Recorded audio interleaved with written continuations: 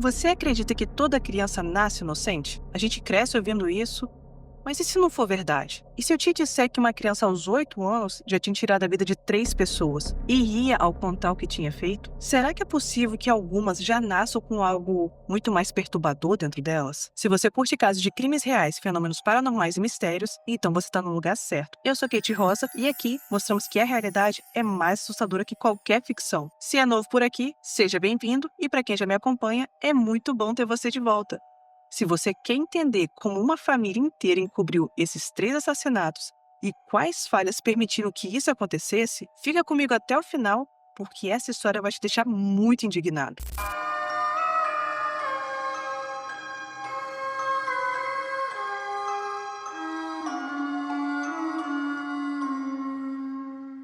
No estado de Bihar, na Índia, existe uma vila chamada Musahar, localizada no distrito de Begusarai. Musahar não é um daqueles destinos desejados de viagem que as pessoas querem visitar. Pelo contrário, essa vila sofre bastante com a pobreza. A maioria das casas não tem eletricidade, nem água encanada. Luxos como televisões ou computadores são praticamente inexistentes. É o típico lugar que todo mundo conhece todo mundo. Em 2006, essa vila era o lar da família Sada. Essa família era como muitas outras em Mushari, lutando para sobreviver, com o pai trabalhando como diarista e ganhando pouco mais de $3 por dia. Porém, tinha algo a mais que os tornava diferente das outras famílias. E não era a situação financeira, não. E sim um segredo muito perturbador escondido dentro de casa. Esse segredo começou anos antes, lá em 98, quando nasceu Amarjit Sada. À primeira vista, ele parecia como qualquer outra criança. Pequeno para a idade, quieto, tinha o hábito de sorrir para estranhos. Só que por detrás daquele sorriso, tinha algo que logo deixaria todos daquela vila em choque. Quase já no final de 2006, os moradores perceberam algo estranho. Uma menina de 6 anos da família Sada já não brincava com as outras crianças na rua já fazia uns dias. E em um lugar onde todo mundo conhece todo mundo, fica meio difícil não perceber. Mas mesmo assim, ninguém perguntou diretamente para a família o que tinha acontecido com ela. Na Índia, o respeito à privacidade familiar é tão valorizado que os vizinhos raramente questionam ou se envolvem mesmo quando algo parece claramente errado. Só que o que os moradores não sabiam era que aquela garotinha tinha sido levada até uma área isolada por alguém da própria família. E foi ali, longe de qualquer ajuda, que ela acabou perdendo a vida de forma trágica. Quando Amarjit foi questionado pela família, ele não tentou esconder o que ele tinha feito. Ele confessou imediatamente. E o mais assustador era a calma como ele falava dos detalhes e não parecia ter remorso. Mesmo a Margit confessando, a família decidiu manter o incidente em segredo, considerar aquilo como assunto de família e escolheram não dizer nada às autoridades. Depois de alguns meses, a mãe de Amarjit deu à luz a uma menina. Quando a bebê tinha cerca de 8 meses, ela também desapareceu. E mais uma vez, ao ser questionado, Amarjit prontamente admitiu ter tirado a vida da própria irmãzinha, exatamente da mesma forma que ele fez com a prima.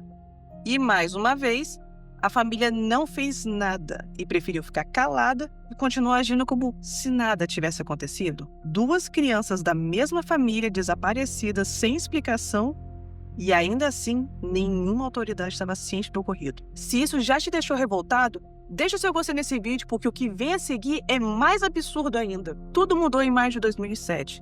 Uma mulher da vila deixou sua filha de 6 meses, chamada Kashbu, na casa de uma vizinha que tomava conta de várias crianças durante o dia. Quando essa mulher voltou horas mais tarde, Kashbu já não estava em nenhum lugar. Diferente da família Sada, essa mãe entrou em pânico imediatamente.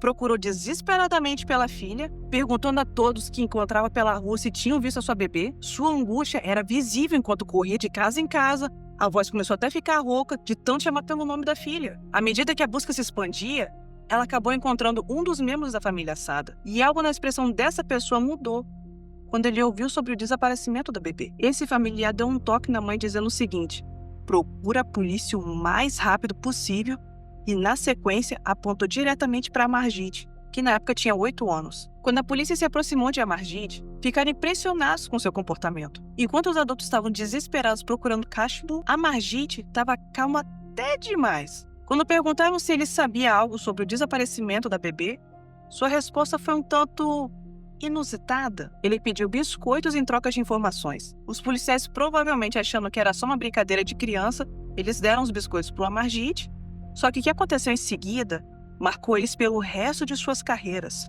Enquanto mastigavam seus biscoitos, Amarjid levou os policiais até uma parte afastada da vila e lá encontraram uma cova rasa que parecia ter sido feita às pressas, parcialmente coberta com gramas e pedras. Quando os oficiais começaram a cavar, não demorou muito para que encontrasse cachorro. Amarjid foi levado à delegacia, sentado em uma cadeira tão grande que seus pés nem tocavam no chão. Ele confessou calmamente o que tinha feito com Kashbu, mas também revelou algo ainda pior, que aquela não tinha sido a primeira vez que ele tinha feito algo do tipo. Os policiais ficaram em estado de choque, não apenas com a confissão, mas com a total ausência de emoção. Amarjid descreveu os crimes rindo e pedindo mais biscoitos, não demonstrava nenhum tipo de arrependimento e parecia não ter ideia da gravidade do que ele tinha feito. Quando perguntaram por que ele tinha feito aquilo, a sua resposta foi fria e sem remorso.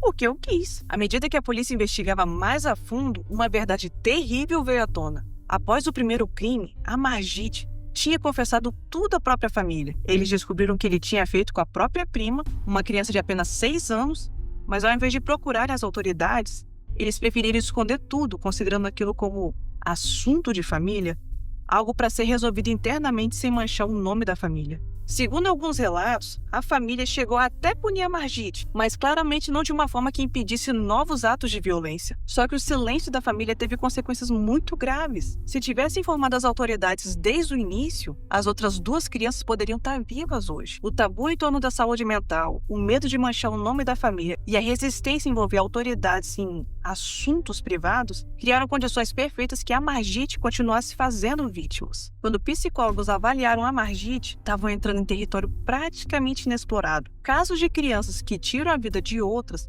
já é algo incomum, mas casos de serial killers infantis são praticamente raros. O diagnóstico oficial foi transtorno de conduta, uma condição marcada por agressividade, falta de empatia e desrespeito às normas sociais. Mas para muitos especialistas, aquele rótulo parecia insuficiente, não explicava o nível de frieza nem a violência que Amarjid era capaz de demonstrar. O que intrigava os especialistas era que Amarjid não tinha aparente exposição a conteúdos de violência que pudesse ter influenciado. Sua família não tinha televisão, ele não sabia ler, não tinha acesso à internet ou a videogames. As explicações usuais para comportamentos agressivos em crianças simplesmente não se aplicavam no caso dele. Um psicólogo que avaliou Amarjid o descreveu como um sádico que sentia prazer em causar sofrimento. Mas como uma criança de 8 anos desenvolve tendências sádicas sem nenhuma influência externa aparente? Alguns especialistas até sugeriram que suas ações poderiam ter origem em um desequilíbrio químico no cérebro. Outros apontaram para um possível abuso, embora nenhuma evidência disso tenha sido confirmada. A possibilidade mais provável era que Amarjid simplesmente tivesse nascido sem a capacidade de distinguir o certo e o errado,